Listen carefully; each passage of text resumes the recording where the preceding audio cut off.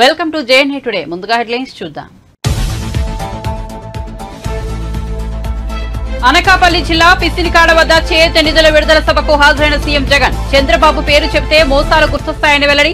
దత్తపుత్రుడి పేరు చెప్తే వివాహ వ్యవస్థకే కలంకమని వ్యాఖ్యలు.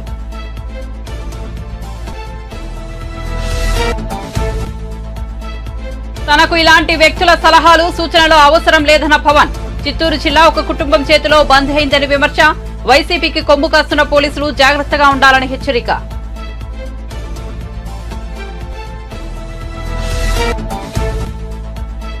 బీఆర్ఎస్ హయాంలో హైదరాబాద్ లో గంజాయి, పబ్బులు, డ్రగ్స్ వచ్చాయన్న రేవంత్ రెడ్డి. రాజీవ్ రహదారిపై ఎలివేటెడ్ కారిడార్ నిర్మాణానికి భూమి పూజ చేసిన సీఎం. గత బీఆర్ఎస్ ప్రభుత్వం కేంద్రంతో వివాదం కారణంగా ఈ ప్రాజెక్టును పక్కన పెట్టిందనే ఆరోపణ. మంగళగిరిలో కాంగ్రెస్ సమావేశం. ప్రత్యేక హోదా అంశంపై కంటతడి పెట్టిన షర్మిల. ఇచ్చిన మాటను జగన్ మడత పెట్టారని విమర్శలు. రాహుల్ మాట వల్లే తాను ఏపీ రాజకీయాల్లోకి వచ్చానని స్పష్టీకరణ.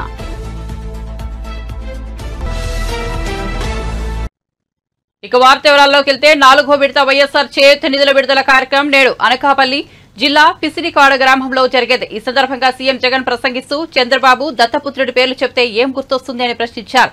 చంద్రబాబు పేరు చెప్తే 3 సార్లు ముఖ్యమంత్రిగా ఉండి అక్కా చెల్లెంలకు చేసిన మోసాలు గుర్తొస్తాయని విమర్శించారు. పొదుపు సంఘాలకు చేసిన దగా గుర్తొస్తుంది. చంద్రబాబు విశ్వసనీయత లేనివాడన్న విషయం గుర్తొస్తుందని ఆయన పేర్కొన్నారు.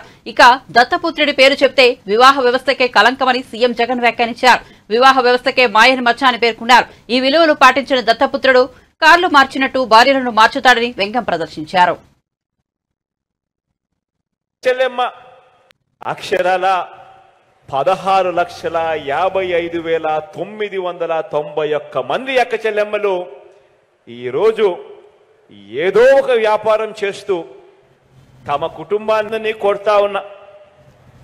గతంలో ఏనాడైనా కూడా ఇలాంటి పథకాలు కాపు అక్క చెల్లెమ్మలకు, నా ఈబీసీ అక్క చెల్లెమ్మలకు వారికి కూడా ఏటా 15,000 రూపాయలు ఇస్తూ కాపు నేస్తం కింద, ఈబీసీ నేస్తం కింద వారి ఆర్థిక పటిష్టతకు కూడా తోడ్పాటు ఇస్తా ఉన్న ప్రభుత్వం కూడా మీ బిడ్డ ప్రభుత్వమే అని కూడా చెప్పడానికి గర్వపడతా ఉన్నాను. గతంలో ఎప్పుడూ జరగని విధంగా, ఎప్పుడూ కూడా చూడని విధంగా అడుగులు పడతా ఉన్నాయన్నది ఆలోచన చేయమని అడుగుతా ఉన్నా. గత ప్రభుత్వంలో, చంద్రబాబు ప్రభుత్వంలో అక్క చెల్లెమ్మలకు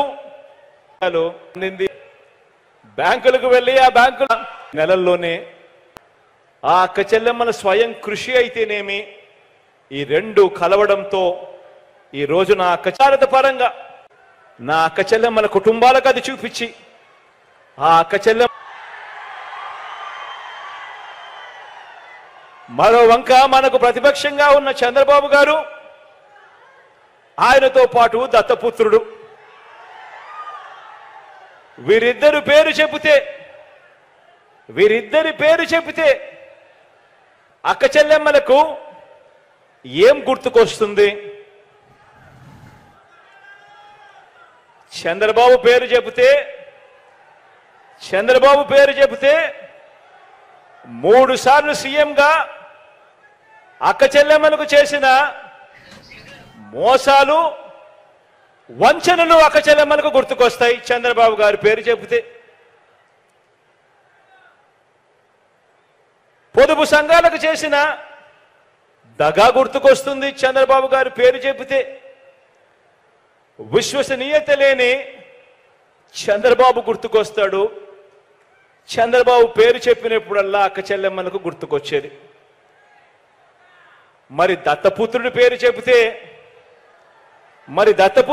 చెబితే వివాహ వ్యవస్థకేవో కలంకం,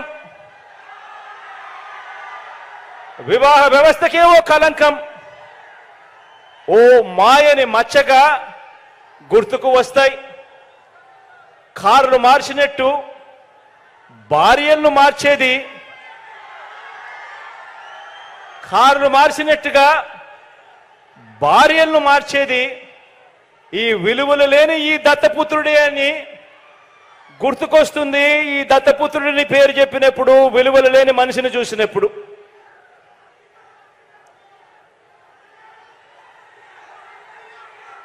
వీరిద్దరూ కలిసి వీరిద్దరూ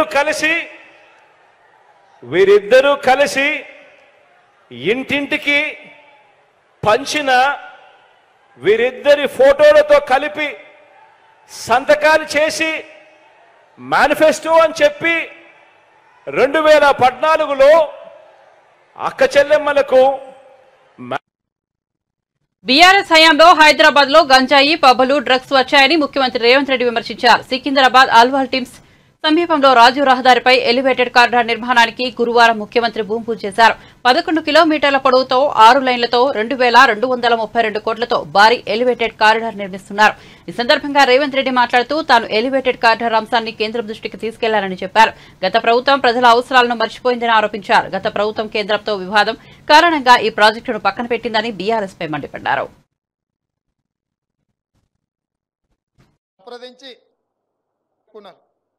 మీకేం ఇబ్బంది లేదు కానీ ఉత్తర తెలంగాణ చేసిండ్రు దూరదృష్టితోని ఆనాడు కాంగ్రెస్ పార్టీ ఆనాటి ప్రభుత్వం తీసుకున్న నిర్ణయాల వల్ల గత 10 సంవత్సరాలు బీఆర్ఎస్ అధికారంలో ఉన్నప్పుడు హైదరాబాద్ నగరంలో ఏదైనా ఒకటి శాశ్వతమైన అభివృద్ధి చేసిండ్రా మీరు ఒక్కసారి ఆలోచన చేయండి.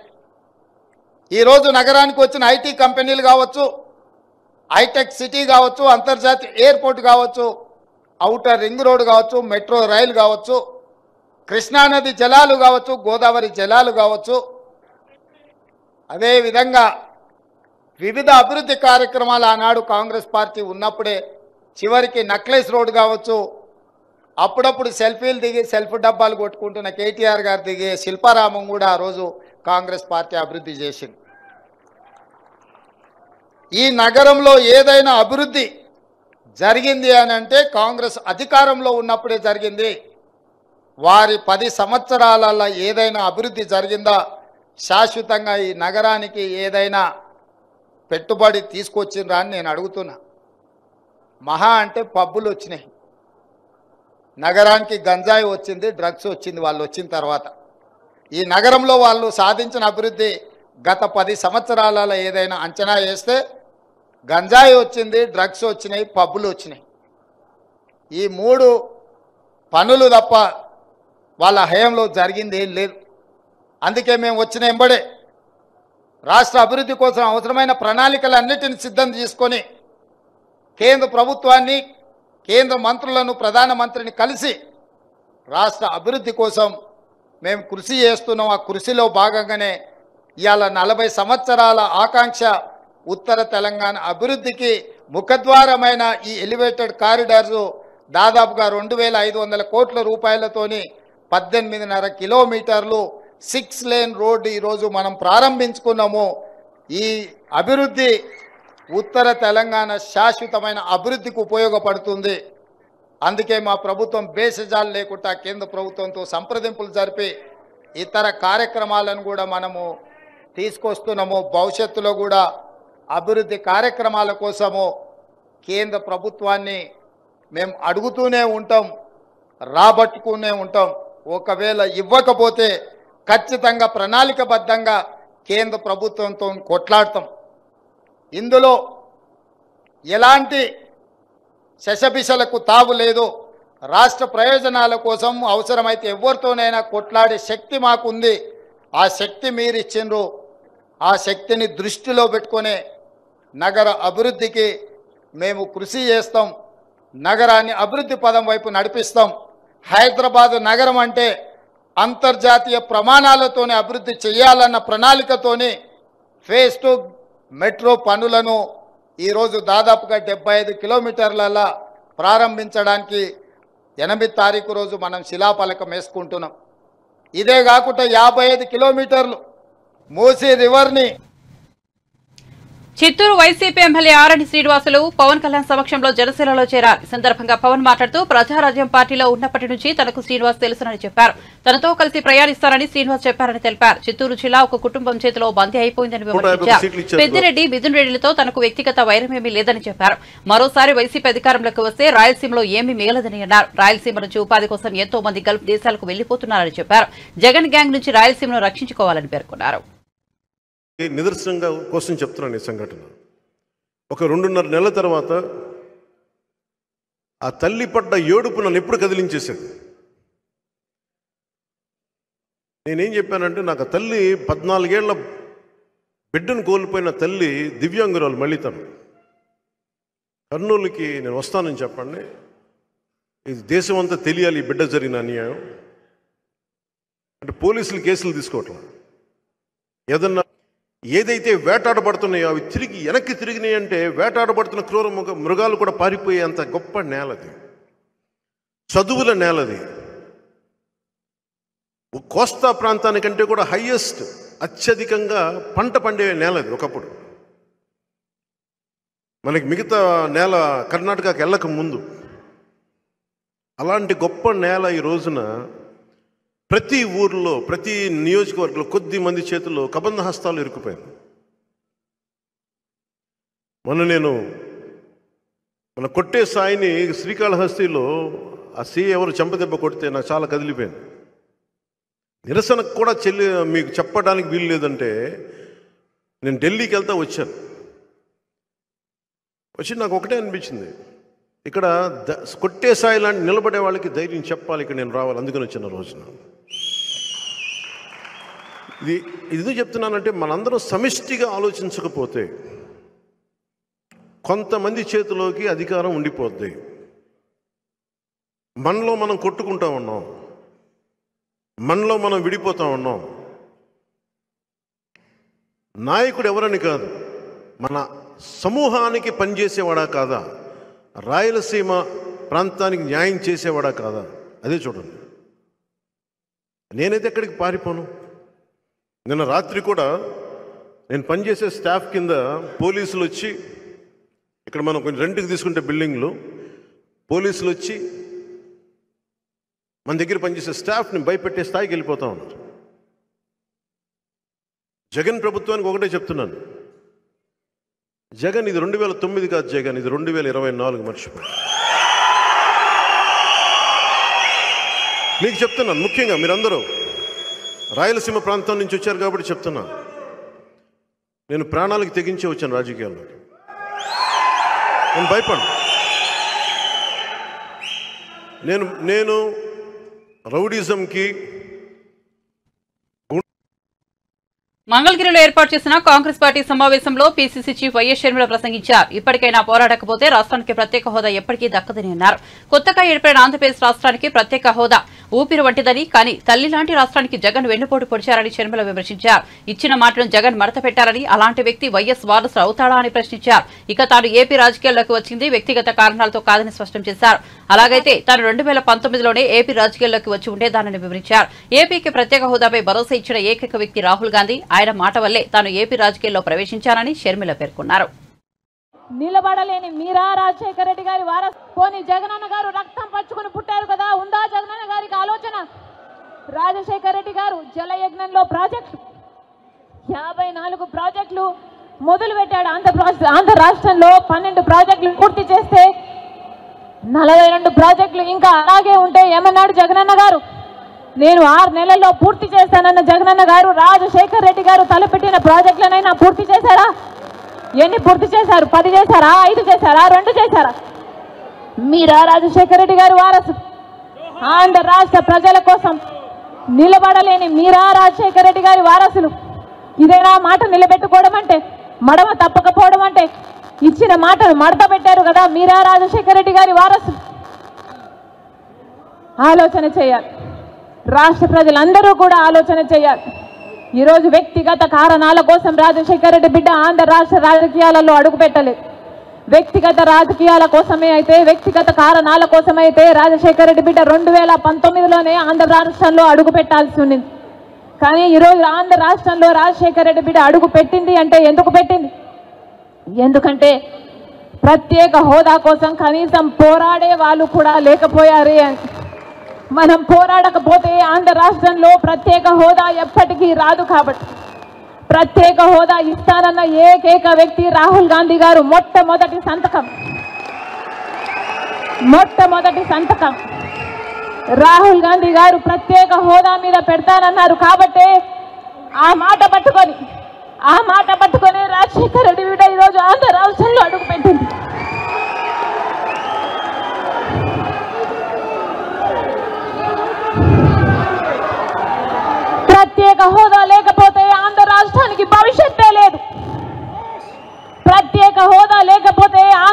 రాష్ట్రం అభివృద్ధి చెందదు అని 10 సంవత్సరాలుగా చూసామా లేదా? మరి ప్రత్యేక హోదా మనకు లేకపోతే, ఆంధ్ర రాష్ట్రానికి జరగకపోతే మన బిడ్డలు ఎలా బతకాలి? ఆంధ్ర రాష్ట్రం పేదరికంలో కూరుకుపోయి, ఆంధ్ర రాష్ట్ర బిడ్డలకు ఉద్యోగాలు లేక వలసపోతున్నారు. ఆంధ్ర రాష్ట్ర బిడ్డలు ఉద్యోగాలు లేక ఆత్మహత్యలు చేసుకుంటున్నారు. మైనారిటీ ఎస్సీలను మోసమే చేశారు. ప్రతి విషయంలో మోసం చేసే వాళ్ళ నాయకులు వీళ్ళ చేతుల అధికారం ఉండాలా?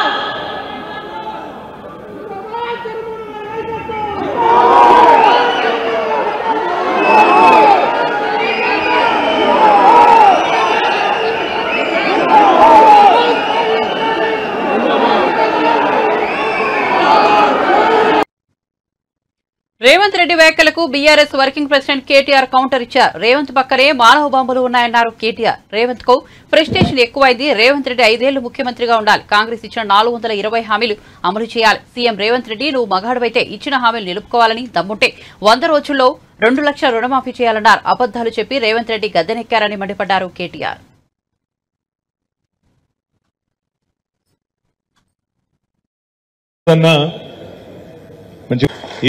బ్రహ్మాండ మా ప్రభుత్వాన్ని ఏమన్నా చేస్తే ఇచ్చిన 420 నీ పక్కనే ఉన్నాయి కాంగ్రెస్ పార్టీల బాంబులు. ఎవరో కాదు నీ కూల్చేది, నీ పక్కనున్న బాంబులు. నల్గొండ బాంబు, ఖమ్మం బాంబు వాళ్ళే నీ గవర్నమెంట్ మీద వాళ్ళే చేస్తారు. చేసేదంతా మేమేం చేయం. మేము మనస్ఫూర్తి కోరుకుంటున్నాం రేవంత్ రెడ్డి గారు, నువ్వు 5 ఏళ్లు నిక్షేపంలాగా ఉండాలి. 5 ఏళ్లు ఉండాలి. నువ్వు ఇచ్చిన 420 హామీలు అమలు చెయ్యాలనే డిమాండ్ చేస్తున్నాం, చెయ్యాలనే కోరుకుంటున్నాం. ఎందుకంటే ప్రజలకు తెలిసి రావాలి, ప్రజలకు కూడా తెలిసి రావాలి. ఖచ్చితంగా ఎవరు గుర్రమో ఎవరు గాడిదో ప్రజలకు కూడా తెలిసి రావాలి. ఎందుకంటే ప్రజలకు తెలుస్తుంది, వెలుగు చీకటి 2 చూస్తేనే వెలుగు విలువ తెలుస్తుంది. కేసీఆర్ ను రేవంత్ రెడ్డిని ఇద్దరిని చూసినాకనే ప్రజలకు కూడా మన నాయకుడి యొక్క గొప్పతనం ఏందో తెలుస్తుంది అనే మాట కూడా ఈ సందర్భంగా నేను విజ్ఞప్తి చేస్తా ఉన్నా. అందుకే రేవంత్ రెడ్డి గారు బీపీ పెంచుకొని ఆగమాగం కాకు, నీవు బీపీ గోలేసుకో, మంచిగా సల్లకు కూసో. నీకు మా వైపు నుంచి ఏం ప్రమాదం లేదు. నీకు ప్రమాదం అంటూ ఉన్నదంటే నీ పక్కన కూర్చొని నీ కాంగ్రెస్ లతో ఉన్నది తప్ప మా నుంచి నీకేం బాధ లేదు. నువ్వు 5 ఏళ్లు కొనసాగు, నువ్వు అట్లే ఉండు. 420 హామీలు ఇచ్చినావు, 1 కాదు 2 కాదు, 420 హామీలు ఇచ్చినావు. ఆ 420 హామీలు నిలబెట్టుకోకపోతే ఎంబడబడతాం, ఎంటాడతాం, ఇడిచిపెట్టమనే మాట కూడా నేను విజ్ఞప్తి చేస్తా ఉన్నా. మిత్రులారా, మీ అందరికీ నేను ఒకటే కోరేది, ఈరోజు మార్చి 7వ తారీఖు సరిగ్గా రేవంత్ రెడ్డి ప్రభుత్వం వచ్చి 90 రోజులు నిండిన రోజు ఈరోజు. మార్చి 17 నాడు 100 రోజులు నిండుతుంది. 100 రోజుల్లో చాలా చేస్తా అని చెప్పిండు రేవంత్ రెడ్డి గారు. ఏమేం చెప్పిండు ఒకసారి యాద్ చేసుకోండి. కేసీఆర్ బిచ్చమేసినట్టు ఇస్తున్నాడు 10,000 రైతు బంధు. నేను రాగానే 15,000 ఇస్తా, మీరొక్క 10 రోజులు ఆగితే నేను 15,000 రూపాయలు మీ ఖాతాలు ఇస్తా అన్నాడు. రైతు బంధు కాదు, రైతు భరోసా అన్నాడు. వచ్చిందా భరోసా? వచ్చిన రైతు బంధు, రైతు భరోసా కాదు, 15,000 కాదు, ఆ 10,000కే దిక్కులేని పరిస్థితి. ఇలా రైతులు పాపం కొంతమంది మోసపోయి. చిత్తూరు వైసీపీ ఎమ్మెల్యే ఆరణి శ్రీనివాసులు జనసేన పార్టీలో చేరారు. జనసేనాని పవన్ కళ్యాణ్ సమక్షంలో ఆయన జనసేన పార్టీ తీర్థం పుచ్చుకున్నారు. ఆరణి శ్రీనివాసులకు పవన్ జనసేన పార్టీ కండువా కప్పి ఆ పార్టీలోకి ఆహ్వానించింది. ఈ సందర్భంగా ఆరణి శ్రీనివాసులు మాట్లాడుతూ వైసీపీలో ఎన్నో అవమానాలు ఎదుర్కొన్నారని తెలిపారు. బలిజ సామాజిక వర్గానికి సంబంధించి రాయలసీమలో గెలిచిన ఒకే ఒక్క ఎమ్మెల్యేని తానేనని వెల్లడించారు. అలాంటిది తనకు కూడా టికెట్ ఇవ్వకుండా జగన్ అన్యాయం చేశారని ఆరణి శ్రీనివాసులు ఆవేదన వ్యక్తం చేశారు. సిద్ధాంతాలు నచ్చే జనసేన పార్టీలోకి వచ్చారని స్పష్టం చేశారు. చిత్తూరులో జనసేన అభిమానులు ఇళ్లను కూల్చివేస్తున్నారని, తిరుపతిలో పేదల ఇళ్లను వైసీపీ నేతలు తొలగించారని ఆరోపించారు. సమయం ఒక్కొక్క మాట కూడా ఒక్కొక్క తోటలాగా మా హృదయంలో గుచ్చుకున్నాయనేసి కూడా మీ అందరికీ తెలియజేస్తున్నా. టీవీలల్లో చూస్తున్నాం, ప్రసంగాలు చూస్తున్నాం. 12 సంవత్సరాలుగా జనసేన ఆవిర్భవించి అన్ని ఒడదుడుకులు ఎదుర్కొని నేనున్నాను మీకు అని చెప్పిన ఏకైక పవన్ కళ్యాణ్ గారి విధి విధానాలు, ఆయన ఆలోచన విధానాలు నన్ను వైఎస్ఆర్ కాంగ్రెస్ పార్టీగా ఎమ్మెల్యేగా ఉండి కూడా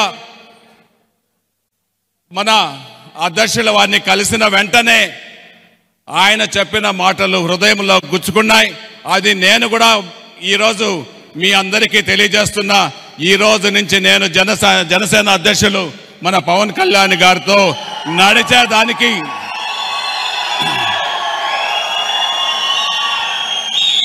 పవన్ కళ్యాణ్ గారి నాయకత్వంలో రాయలసీమను బలోపేతం చేసేదానికి నా వంతు కృషి చేస్తాననేసి కూడా ఈ సభాముఖంగా మీ అందరికీ తెలియజేస్తున్నా.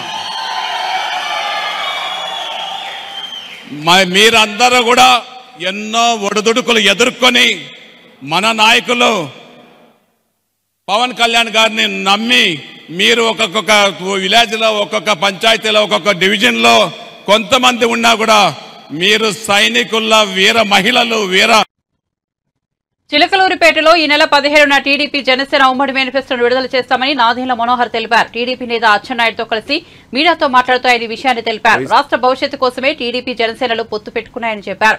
ఇరు పార్టీల అభ్యర్థులను ప్రకటించిన తర్వాత రెండు పార్టీల మధ్య తగాదాలు పెట్టాలని వైసీపీ నేతలు ప్రయత్నించారని మండిపడ్డారు. 10 లక్షల మందితో చిలకలూరిపేట సభను నిర్వహిస్తామని చెప్పారు. చిలకలూరిపేట సభలో అందరూ భాగస్వాములు కావాలని నాదెండ్ల కోరారు. వివిధ స్థాయిల్లో కమిటీలను ఏర్పాటు చేసి సభను విజయవంతం చేస్తామని చెప్పారు. జనసేన పవన్ కళ్యాణ్ భద్రతా సిబ్బందిని జనసేన టీంలను పోలీసులు భయభ్రాంతులకు గురి చేస్తున్నారని విమర్శించారు. ప్రతిపక్షాలను పోలీసులతో భయపెట్టాలనే ప్రయత్నాలు సఫలం కావని అన్నారు. జనసేన నేతల ఇళ్లలోకి పోలీసులు చొరవడం దారుణమని చెప్పారు. సూపర్ నిదానంతో రాష్ట్ర అభివృద్ధి లక్ష్యంగా టీడీపీ జనసేనలు ముందుకు సాగుతున్నాయని తెలిపారు. నమస్కారం. ఒక భరోసా నింపడానికి కోసం అంధకారంలో మన రాష్ట్రాన్ని నెట్టేశారు ఈ వైఎస్ఆర్సీపీ ప్రభుత్వం. అందులోంచి బయటికి తీసుకురావడానికి ఇరు పార్టీల నాయకులు కలిసికట్టుగా ఈ ప్రణాళికను ముందు తీసుకెళ్ళడానికి అనేక సందర్భాల్లో ఒక కొత్త ఉత్సాహం నింపడానికి వాళ్ళు చేసిన ప్రయత్నాన్ని ప్రజలందరూ కూడా గమనించాలి. చిలకలూరిపేటలో 17వ తారీఖున నిర్వహించబోయే ఈ ఉమ్మడి బహిరంగ సభ ఖచ్చితంగా ఇతర సభలతో పోల్చుకుంటే ఇది అందరం కూడా ఒక చరిత్ర సృష్టించే సభ. అందరి బాధ్యత ఉంది, అందరూ దీంట్లో భాగస్వాములు అవ్వాలి.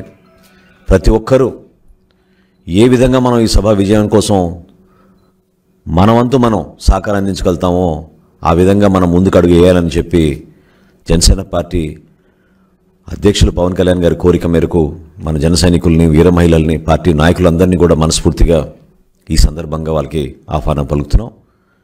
క్షేత్రస్థాయిలో అచ్చెన్నాయుడు గారు చెప్పినట్టు వివిధ కమిటీలు ఏర్పాటు చేసుకుని కలిసికట్టుగా ఈ సభ విజయవంతం చేకూర్చే విధంగా ప్రతి గ్రామం నుంచి ప్రజలు తరలి వచ్చే విధంగా ఏదైతే సూపర్ 6 అనే అంశం పైన గతంలో సంక్షేమం పైన ఫోకస్ చేసి మనం మేనిఫెస్టో రిలీజ్ చేశామో ఈసారి అదే సూపర్ 6 అనే నినాదంతో కేవలం అభివృద్ధి పైన, అభివృద్ధి ఆలోచనలతోటి మనం ఎటువంటి కొత్త విధానాలు తీసుకురాబోతున్నాం.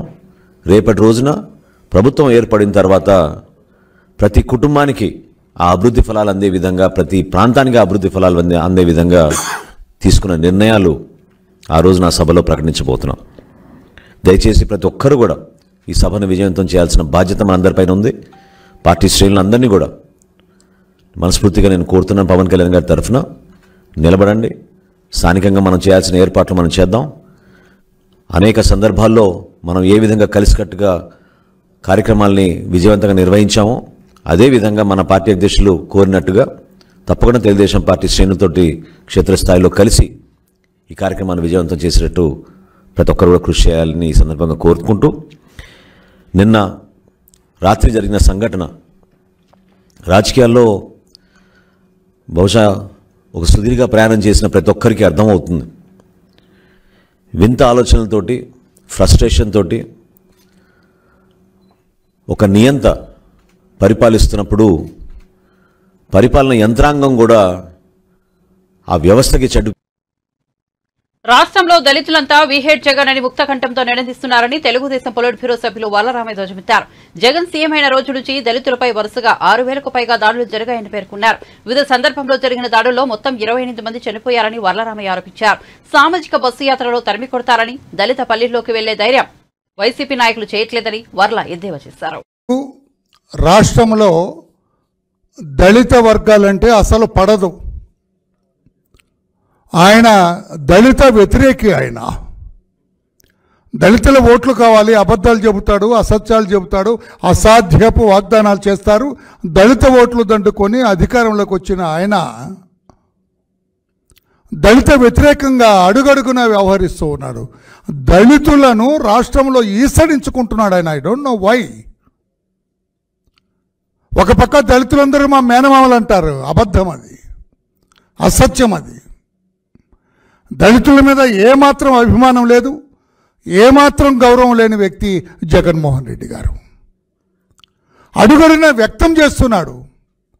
నాకు ఇప్పటికీ ఈ వర్గానికి చెందిన నాయకుడిగా నాకు అర్థం కాని విషయం ఏంటంటే, రాష్ట్రంలో దళితులకు ఇంకా పూర్తిగా అర్థం అవ్వట్లేదు జగన్మోహన్ రెడ్డి గారి వ్యవహార శైలి, ఆయన మానసిక స్థితి.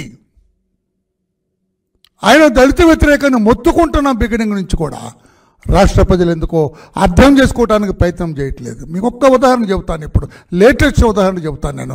రాష్ట్రంలో ఏం జరిగింది? నిన్న ప్రకాశం జిల్లా వెలుగొండది ఎర్రగొండపాలెం నియోజకవర్గంలో వెలుగొండ ప్రారంభోత్సవ సభలో జరిగిన విషయాన్ని మీ ముందుకు తీస్తా. చిన్న వీడియో మీకు ప్రజెంట్ చేస్తా, మీరు కూడా వినాలి. పాత్రికేయ సోదరులు కూడా మా రిస్క్కి రావాలా. దళితుల పట్ల జగన్మోహన్ రెడ్డి గారి వ్యవహార శైలి రాష్ట్ర ప్రజలకు కూడా మీరు చూపించాలి. ఒక్కసారి ఇది చూడండి. అక్కడ ప్లే చేయనన్నా. ముఖ్యమంత్రి గారు ఆయన పక్కన తాడిపత్రి చంద్రశేఖర్ అని రేపు ఎర్రగొండపాలెంకి పోటీ చేయబోయే ఎస్సీ దళిత మాదిగా, ఆయన పక్కన ఒకసారి మళ్ళీ బ్యాక్ తీసుకురమ్మా. వాళ్ళిద్దరు కూర్చుంది అక్కడ స్టేజ్లో పెట్టు. వీళ్ళు కాదు, వీళ్ళు పెద్దలు, వీళ్ళు ఇది ఇట్లా పెట్టు స్టేజ్. ముఖ్యమంత్రి గారి పక్కన ఆయన కుడి చేతి పక్కన కూర్చున్న వ్యక్తి తాడిపత్రి చంద్రశేఖర్, రేపు ఎర్రగొండపాలెంలో వైసీపీ తరఫున పోటీ చేయబోయే వ్యక్తి. జనరల్గా ఇటువంటి సభల్లో ముఖ్యమంత్రి గారి పక్కన స్థానిక శాసనసభ్యుడు కానీ పోటీ చేయబోయే వ్యక్తి కానీ కూర్చుంటారు. అందుకే తాడిపత్రి చంద్రశేఖర్ ఆయన పక్కన కూర్చున్నారు.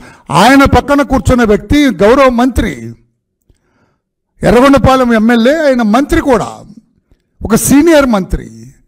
ముఖ్యమంత్రి తర్వాత ఆ క్యాబినెట్లో మంత్రి ఆయన వాళ్ళిద్దరు కూర్చున్నారు. వాళ్ళిద్దరిని ప్లే చేయను. ఆయన ముఖ్యమంత్రి గారు అంటూ ఉన్నారు, ప్లే నువ్వు కిందకి వెళ్ళిపోండి, మీరు వెళ్ళిపోయాను పూర్తిపోయింది, వెళ్ళబోయే వెళ్ళు. ఆ రెండు కుర్చీలు ఎవరు కూర్చున్నారు చూడండి. ఆపునాయన అట్లా స్టేజ్ అయింది. ఎవరు కూర్చున్నారు?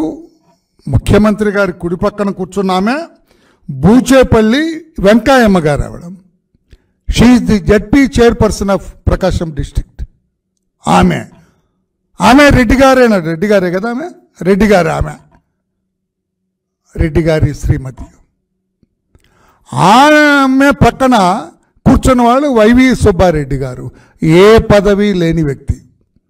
నిన్న ఇది రాజ్యసభకు ఎంపికయ్యాడు, అది ఇంకా అమల్లోకి జీవో రాలేదు కనుక, ఆయన ప్రమాణ స్వీకారం చేయలేదు కనుక వితౌట్ ఎనీ పదవి హోదా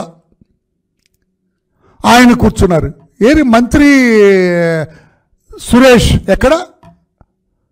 ఆ ఎర్రగొండపాలెం నుంచి పోటీ చేయబోయే తాడిపత్రి చంద్రశేఖర్ ఎక్కడ? మీరు ఎంత ధైర్యమని అనకూడదు కానీ మెడబెట్టి కిందకు గెంటినంత పని చేశాడు సీఎం. బులెటిన్ ముగించే ముందు హెడ్లైన్స్ మరోసారి చూద్దాం. అనకాపల్లి జిల్లా పిసినికాడ వద్ద చేయూత నిధుల విడుదల సభకు హాజరైన సీఎం జగన్. చంద్రబాబు పేరు చెబితే మోసాలు గుర్తొస్తాయని వెల్లడి. దత్తపుత్రుడి పేరు చెబితే వివాహ వ్యవస్థకే కలంకమని వ్యాఖ్యలు.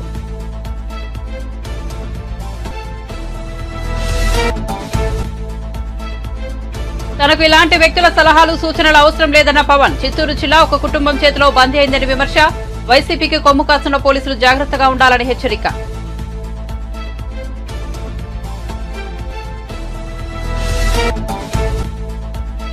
బీఆర్ఎస్ హయాంలో హైదరాబాద్ లో గంజాయి, పబ్బులు, డ్రగ్స్ వచ్చాయన్న రేవంత్ రెడ్డి. రాజీవ్ రహదారిపై ఎలివేటెడ్ కారిడార్ నిర్మాణానికి భూమి చేసిన సీఎం.